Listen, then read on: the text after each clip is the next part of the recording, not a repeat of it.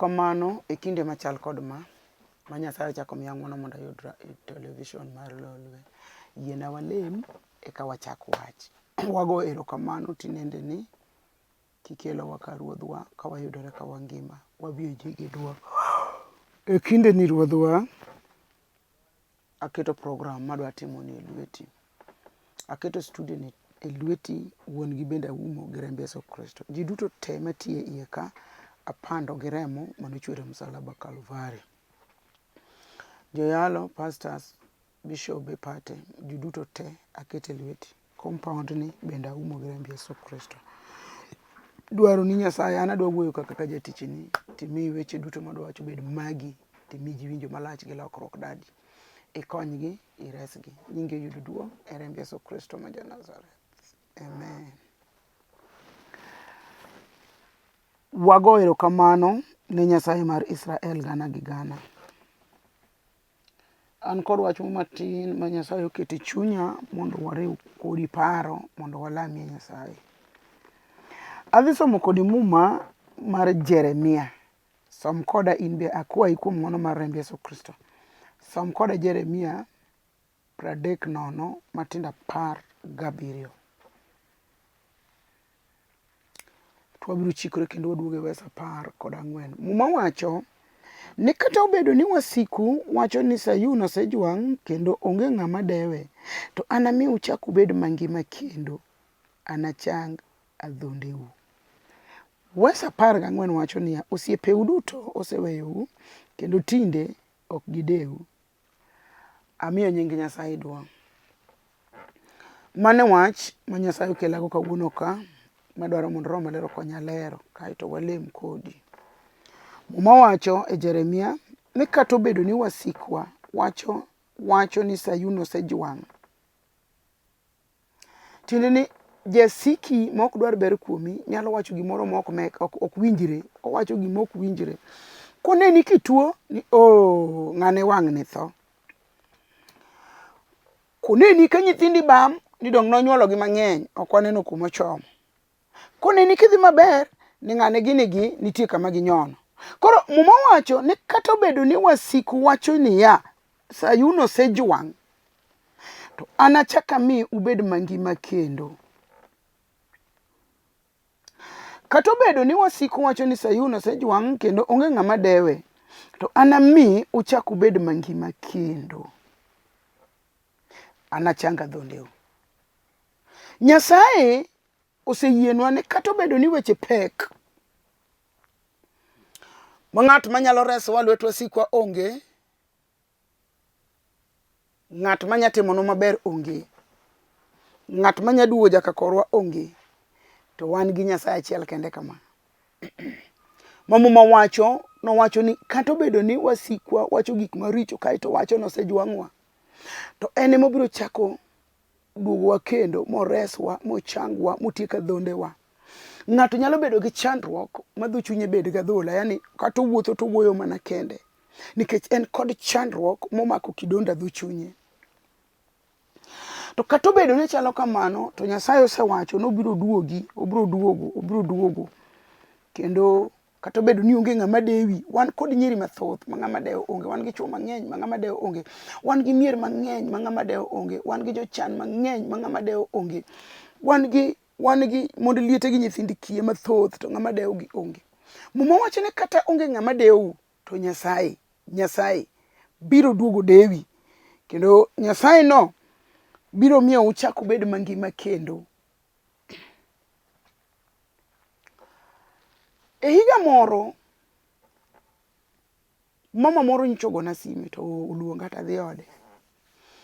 To wachona ni higa moro nayalo gimiluongo ni erokamano mar giko higa e kanisa Mathare North. To noyudo ka en wende kanisa no oa Mombasa.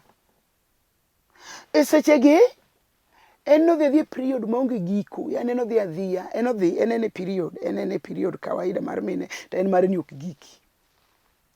To gimoro chamo piny iye koni, pudho dhigo korachwich koni, pudh madhigo mowinjo nyaka gino kaw gimoro e iye dhigo. Owachona ni notemo thiedhore kabisa Muchopo kama joka hospital kone ni mano kiang'owa kansa. Kia hospital machielo kodhi kinyise kia ni en kia gang'o. Hospital machielo kodhi kia en gi growth. Koro hospital ne golo duoko gi. Majo dala gi chuore ochako chaye ni mano onge, mano ok binyuol, mano iye otow. Ta dier owacho ni iye notow nikech remo mawuok sechete. Ma in uchakre tek achiel nyaka tarik achiel ionge kwe, ibiro kata dum. Omiyo nokwano ni kata ka jogo wacho ni iye otow, to tow adier. To kano obire chokruok, wach mana yala Kenya kaka wuono, no be notame kaka opimne weche mana wacho go notame nikech ok oja yalo to be robo samoro onge go mamiye wach manyien. To wacho ne wach mana wacho no gole kom gi nduru. Mo wacho ni ka Nyasaye nyalo timo gimi wacho ni, to kawuono ane manyaka kuongo timna. Ok anyal bedo period kama manyaka nene. To an nyaka gi jaoda ot. Nyaka jaoda kora ni be koro sethiedha mo ol. To sama nogo chonge piny ko ywak malit ne Nyasaye. To wacho na ni naketo lweta wiye. Owacho ni kaka na yie lweta no e kaka remo nochoka gi kanyo kama nogo e chonge no kapok ochung to remo nolal. Apako Nyasaye nyiseche. Kaka nolal no odhi ode. Kamane kaka nomako ich. Mawiyo wil koda be okoparo. En kochopo to penjo ni kare mae Nyasaye. Kare Nyasaye be nyalo tiye kama, en tiye kama, otiye dier. Nyasaye gole oloro gima ne chwer kuom malich ni adier. Gi dakika kako ket lwedo kuom mano. To wach no wiyo wil go kamano nikech Nyasaye kotimo ono to timo dichiel kamil polo ni pia. To mano kala kamano. Ebe ka Nyasaye notimo ne ono to gino wiye no dhi wil go. Kae to mako ich. Athino donge iye okomanya an ba kia ni gino timore. Wach madwaro mondo wach ni an kata kalemoni an aonge hono. Hono ni e lwet Jehova Nyasaye man gi teko te mar timo gik moko duto. Kendo an kata kalemoni aonge gi ng'eyo ni Nyasaye otimo ni. An gi yie ni Nyasaye otimo lakini ng'eyo ta onge go to yie to an go. Kendo an kata kalemoni ka jachien gonduru taneno ni gini timore adier Nyasaye timo. To ma Nyasaye otimo kisirie iye kucho to chiemoro ng'ato time neno kende. To omako ich onyolo wuoyi. Wiyo wil koda. Ochako ling. Okoling ahinya pani higa achiel kende. To chako mako ich. Iye mokwongo ni noyang'e. Ochako mako ich mar ariyo ka iye pok ochango. Odhi hospital Nairobi ka Pumwani. Nyako na kia, yana kia kabisa. Kogik Pumwani, to kone ni kech nomako ich ka iye pod yom, okonyal cholore. Nyaka yang'e. No yang'e, mugol nyathi to manyako koro. Koro en gi wuoyi gi nyako bang' lamo cha. Kosebedo gi wuoyi gi nyako, te hospital kamo yang'e ni, to develop tuo moro mokia, miluongo ni pressure. Koro bang' yeng'o, to pressure omake. Koro wacho ni, wiye koro muoch to dende, yani adundre go man, to buoka. Daktari kwa ni pressure ni malo zaidi. Moki nyal kuwa. Gipala mo yangi nyathi matis. To gocho na minigi. To pimo negi matime. To minigi okone na penji. Pastor moro ni kone ni nolamo ni. Temano miyore mochung kuomi. Mimako ich. Bendi di bedi yake namba ne ochako lemni. Sama ingi pressure ni. To paro ni an emana lemo ne. To manyo namba na to yudo. To gocho na. To yisa ngane. Madhare North. Kama. To in kanye. Ani hospital Pumwani na anyuol no yanga. To pressure nega. Chunye kibura kiba. Lemna. Kata nyathi manyuolo ni ineme mi anyuolo. Inye nitie samoro makoro chunye goero kamano. Adier. Nikech wiye no wil. Ma okomanya. Mana kaka jodho apar ka. To uchopo sama koro nyako menyi. Ta lemoni. Tanyisa ni mana kaka lemoni ni. Pressure se chung. kendo kiny nomi discharge ni dhi ot. Awachone kamano nikech asewacho ni mokwongo ni hono matimore akia gima ng'eyo ni an gi yie. Koro nalemo ne through yie makone ni kaka lamono an gi yie ni isechango kiny nomi discharge. E kaka kiny nogole ward odhi ot kongima kabisa. Koro wachi ni kare nyoketo ne bura omanya kabisa. Gocho nodwara ode. Sama nadhi ode nochone mondo nyis chuore ni abiro mondo chuore rita. Okotedo ne kabindi gi otedo ne kabila moro. Nigi rita. Adhi alor kama nowachna or nyithindo moko oma. Koro adhi ot. Koro nikech wachni nakiaye maber. Nogona go asimi juju. Koro adwa nopim na wachni kang'iye kama en bendo ng'iya nyathi ba tinga gwedho. Nyathi mar ariyo. To chako pimo na. Nyisa ni en chieng' manobiro kanisa no a Mombasa. Koka giduogo dak Nairobi. Okia gimoro amora to pok odonjo church. Kodonjo to yudo kane mayalo to en gi remo pile ne onge sama ene gi kwe, onge sama ene gi ber, onge sama winje mor, en gi remo kama. To nitie wach manodhi e chunye modonjo ni kublu, to kaka wach nodonjo ni chap to chako ywak to biro mbele. To kone kaka na keto lweta e kaka gino nochung, rembe no nochung flat to ma iche modhi omake en gi nyoda ariyo. Ande sama koro wuoyo ni kora ng'iye maber ko mage gik ma Ruoth timo, mage hondni mag Nyasaye, mage gik mineno gima nyiso ni Nyasaye nitie. Choro biro motimo na neno mokoni an bende nyocho kona ni nyithindo ma an gogi okalo kuom Nyasachi. Choro kona na amor mar neni kendo nyono odwa ka gitiendi. Asewachi ni ok en kabila gi ok gin kabila achiel, dichuo yore, dhako yore, bikich kabindgi opogore. Na kone ginan be koro nikech osetim na neno koro adwa gwedhou. Nikech an gi weche mopong'o wiya ka program ng'eny, agwedhou tadhi. Eka ne agwedhogi. Eka na wegi gi ng'wono kod kwe. Adwaro mondo awachni muma masomo no nigi tiende. Kadi ne bedi ni en dwaro mar dhano, nyathi ma nyako chok donyuol. Kadi ne bedi ni en dwaro mar dhano, nyathi ma nyako chok dobet gi chuore nikech nyimi chuore no osechako wuoyo. To muma wacho ni kata obedo ni wasiku osewacho ni osejwang'u. Kendo ng'ama dewe onge. To Nyasaye biro miyo wachak wabed mangima kendo. Mama cha Nyasaye nyomiyo bedo mangima mochako paro Nyasaye. Ka Nyasaye ochango iye motow madak techo kodhi hospital ma ikelo duoko ma koni onge manokel machal. To wuotho ndim machoro koni yawa pesa rumo madathiedhi go koro. To jal mayalo no thiedhi makata siling achiel ne okogolo kuom Nyasaye mayalo sani. To Nyasaye otimo ne kuom ng'wono. Wan kod gik mopogore ma Nyasaye timo. Nyasaye nyalo timo ne ng'ato kokalo kuom yiene. Nyasaye nyalo timo kuom ng'wono nikech Nyasaye ng'wono ne ng'eny. Bende Nyasaye nyalo timo mondo duong' mare onenre ratiro. Koro Nyasaye timo gik moko e kiwango ma en emodwaro. Muma wacho ni kata obedo ni wasiku wacho no osejwang'u kendo un kama osewe. Ng'ama dewe onge. Adier mama changa mane dewe onge modhero, modong' chogo. Kane nitie wach manyalo chando chuny ng'ato modher. Obed rateng' ma suche lokre. To ka Jehova oduogonwa ngima, ma Nyasaye odewowa, to ringwa nyalo duogo, to sochwa nyalo duogo, to wanyalo chako nyiero kendo, nikech Jehova otimo hono.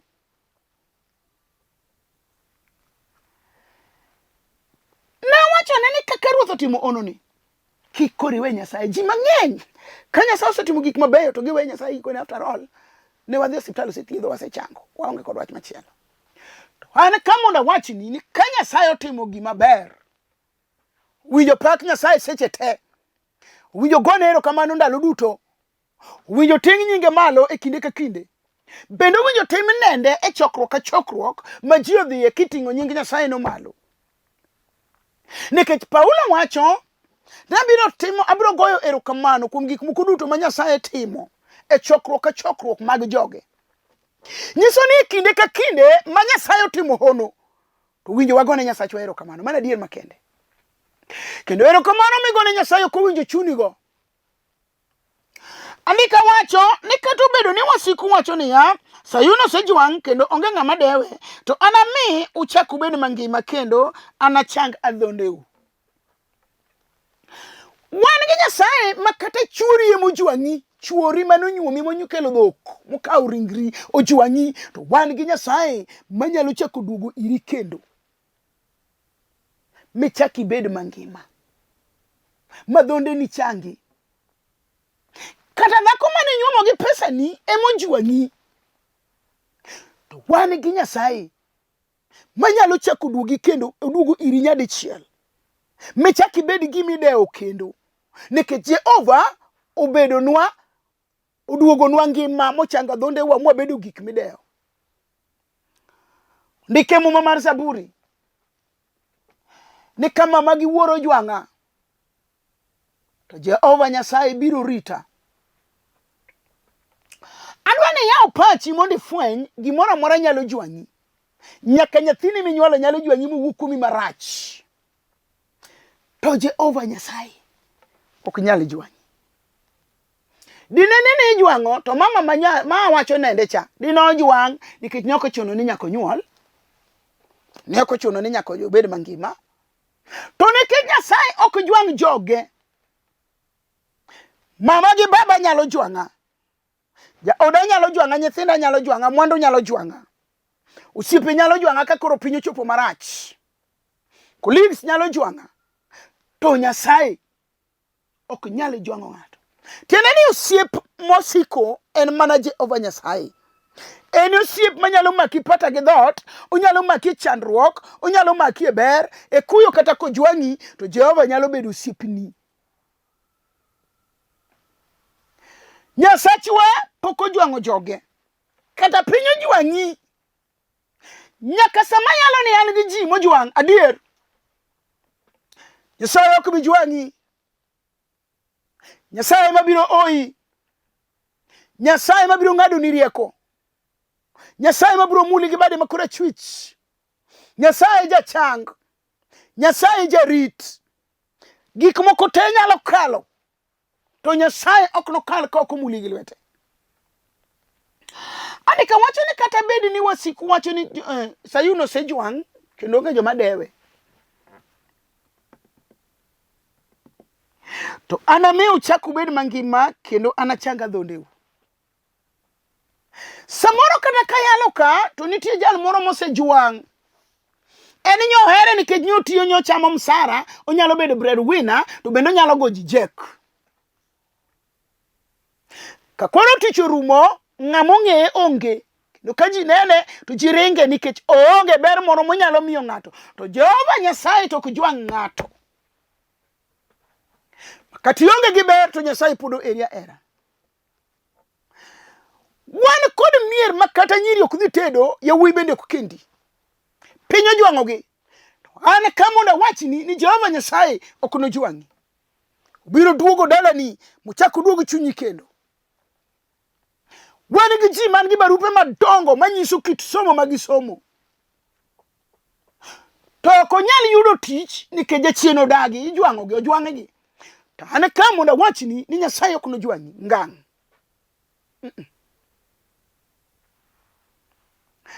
Nyayudo message moro WhatsApp nyoro ni an ng'ato nooro na message mondo alemne mogochona. Nodo tich maduong' kabisa. To nalemone, tawachone, koro wadwa geno mana kuom Nyasaye, an part na atieko. Part modong' en mar Nyasaye. Koro warita ni kuome ka ok dak otim. To kanyo ochopo nyoro tasomo barua moyudo tich maduong' mano dwaro cha. Nyasaye ko wilone mano dwaro cha, ema Nyasaye omiye gi salary mar duonglo, mar dhai, mar lich.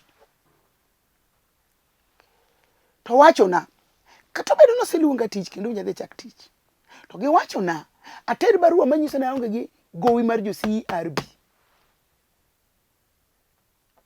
Tapenje, to wach CRB ni detamie mana Nyasachwa manyomi tich maduong'.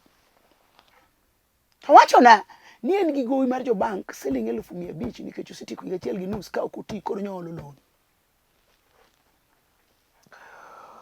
Wach ma nyachaka nuoyo ne ni kata obed mana milion, Nyasaye manyo achung' nyime mwakone ni mondo mi tich midwaro maduong' ni ok en mijinga pache ok tin, otim gimoro halfway. Nyasaye timo both parts, part A gi part B otimo. Koro nanyise no beda ni giyie ni odhi tiyo tijino nikech ing'eyo Nyasaye nyalo clear den to be ok onyal clear gi. Nyasaye nyalo wewe den no kanyo kimaksudi. To ka jal cha dhi e tich tiyudo ni gowi to en go, kata kamano tich to koro nyaka ti mondo chul go gowi. Koro nanyise ni wantie mondo warit kuom ng'wono mar Nyasaye nikech yie oting'o weche 11 e iye.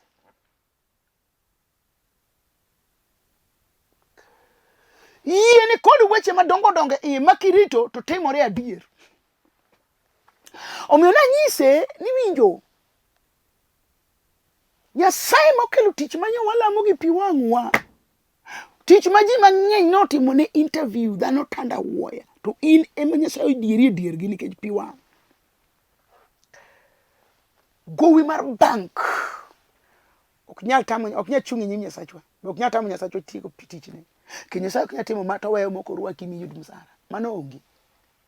Muma wacho ni kata ka wasiku wacho ni Sayun osejwang kendo onge ng'ama dewe, to an Ruoth Jehova Nyasaye abiro chako duogo iru ma anami ubed mangima mi anachang adhondeu.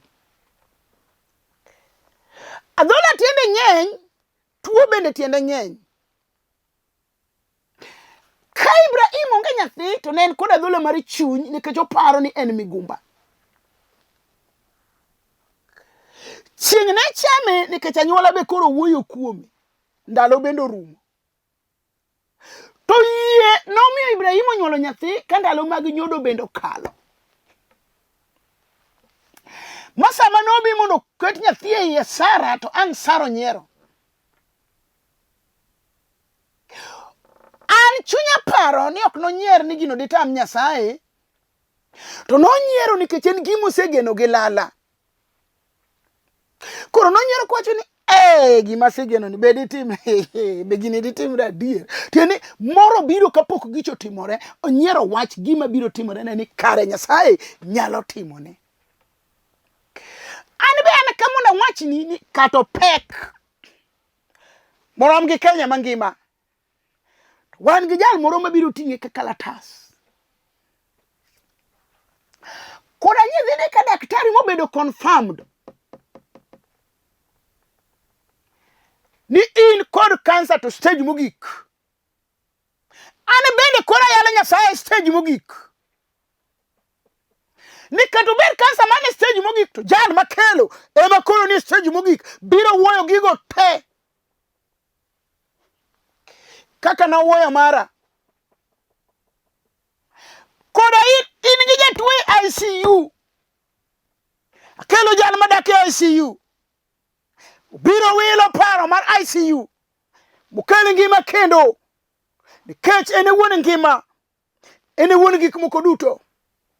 Awacho ni kati bed mana ng'amo sechamo yang. Akelo jal manocha Yesu Kristo nochamo kwongo. Moyanye muluonge ni wuod Yapabau. Mowachi ni madonge mano wadgi Mariam, ma wuod Mariam gini gi Joseph. No chaye mong'udh kuom yolao. Gure msalaba. Mowachi gik madongo kuome momedi nyaka weche. Koro kato se chai momedi weche, takelo jal mano kwongo chak kapoko chai. Eni bende no chai mondo jomocha oyud resruok kokalo kuom nyinge.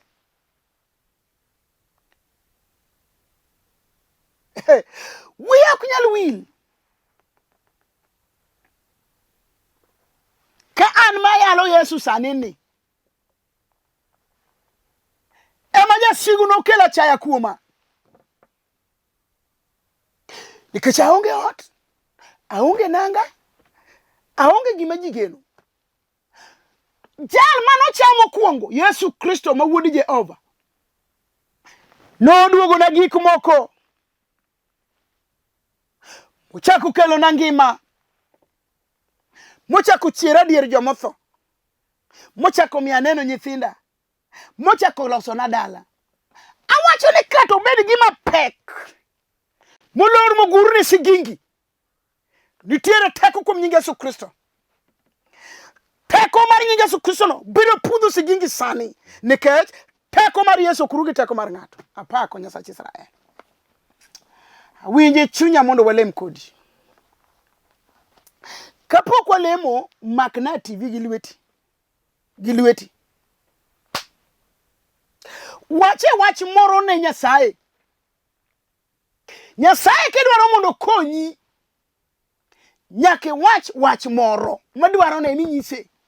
To kalo kuom wachno. Nyasaye loso ne yo kareru mar gari. Chieng' mana amani anto nyaka ai chokruok gi nyathi ka an gi ich nikech na tiko da duche mang'eny. Duche auchiel ka onge nyathi to iya nega, iya yech. Ane mana amwa chunya. Sama na donji chokruok to wacho ni ane mang no kuong lemna. To kod lemna ne tap. Ta gi nyathi ka. E kaka na mako ich. Awacho ni ya bedo ni gi yie wach. An be na wuoyo. An bende na wuoyo we na wuoyo. Wacha ne wach. Ma wadwaro nyiso Nyasaye sani. Walamo kodi wago erokamano nikech owinjore ni kendo long'o ni Nyasaye ne berni mondo weche mikelogo obed mago. Ne dhako ne dichuo ne kijana ne nyako ne chi liel ne nyathi kich ne chuor liel. Nyasaye nyaka ne jomocha weche te achiwe lweti sani. Ine ming'eyo giko mar weche te. Res jal maywakni. Rese dala ni Nyasaye. Dile jal michieno ni. Jal ma ji no wuothe od gotieno makoro ywak malit ma ji no mayo gik moko ni. Nyasaye dile gi rembe Yesu Kristo te rad kod chunje mag ji. Anasemiyo nyingi duong' sani. Irie badi nikech inji adiera. Alami yor yie e rembe Yesu Kristo ma ja Nazareth. Amen. An mawuoyo kodi an Bishop Nereah Mbewa mar Karachonyuka Uma School Kandiege. Awuok e kanisa mar Hope for God in Christ. Wan gi kanisni ok achiel. Wan Mombasa, St. Patrick, Bath, NYS, gi Kajeshi, Mtongwe, Mombasa. Wan gi kanisa Mamboleo, Kisumu. Wan gi kanisa Simbi Nyaima, Karachonyo. Wan gi kanisa Kandiege, Karachonyo. Wan gi kanisa e chuny town Nairobi. E Mfangano Street. E kinde Afya Center gi BS. Opposite Eastmart. Biro yudo wakanyo. Bende wantiere gi kanisa City Stadium. Kaloleni Hall mar Jo City. Ibiro yudo wakanyo. Wayalo Yesu lilo. To waneno gik madongo ma Ruoth otimo. Teko Nyasaye nitie. Bi mondo ikaw giri kuom nying Yesu Kristo. Namba na. Ji mang'eny wacho ga na wacho ni namba na ringe bat koracham to ok gine. Ok ang'e ni en ang'o. Koro yiena mondo full namba na. 0720403913 nono 720